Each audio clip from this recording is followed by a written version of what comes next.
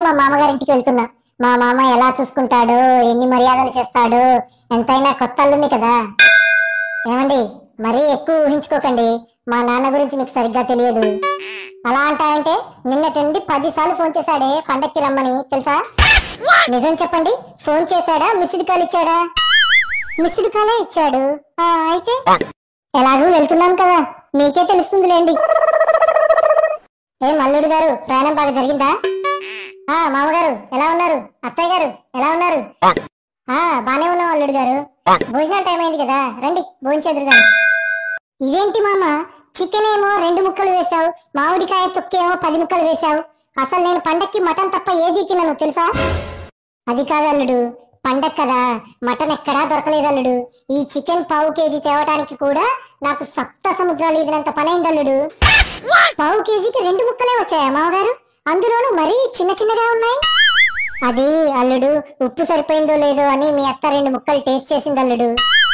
కారం సరిపోయిందో లేదో అని నేను 2 ముక్కలు టేస్ట్ చేశాను అల్లుడు. ఇక అదే మిగిలింది. పులుసుంది, పోయమంటావా?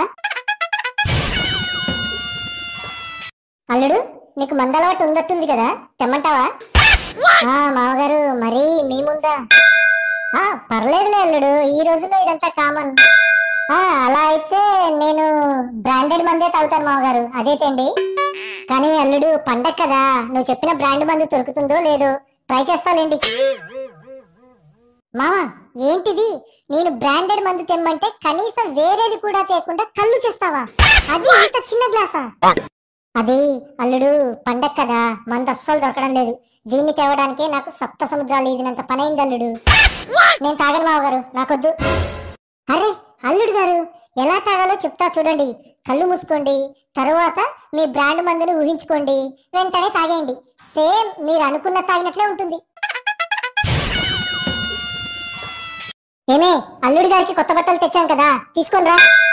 ఏంటి మామగారు ఇది? ఎవడైనా కొత్త బట్టలు అంటే షర్టు పాయింట్ పెడతారు. చిచ్చి, మీరేంటి అండర్వేర్ తెచ్చారు? అది అల్లుడు, పండగ కదా, ఇది తేవడానికే నాకు సప్త సముద్రాలు ఈదినంత పనైంది అల్లుడు. ఒకటే జనం, అందులోనూ దీనికి బక్కుంది మామగారు. నిజం చెప్పండి, ఈ డ్యామేజ్ ఉన్నది తీసుకుంటే వాడు 5 రూపాయలు తక్కువకి ఇస్తా అన్నాడు కదా, అందుకే తెచ్చారు కదా మీరు. అరే రే అల్లుడు, అలా ఎలా తెస్తాను అల్లుడు? అయినా బొక్క ఉంటే ఏమవుతుంది అల్లుడు, గాలి బాగా ఆడుతుంది కదా.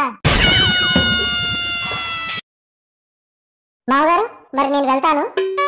మరి అమ్మాయిని తీసుకెళ్లరా అల్లుడు? అది మామగారు, టికెట్ ఒక్కటే బుక్ అయింది మామగారు. పండగ కదా, టికెట్స్ దొరకడమే లేదు. దీన్ని తేవడానికే నాకు సప్త సముద్రాలు ఈదినంత పనైంది మామగారు.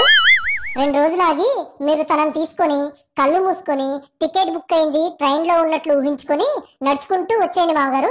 సేమ్ ట్రైన్ లో వచ్చినట్టే ఉంటుంది. మామగారు, మర్చిపోయా, కిటికీ పక్కన కూర్చోవడం మర్చిపోకండి, గాలి బాగా ఆడుతుంది కదా.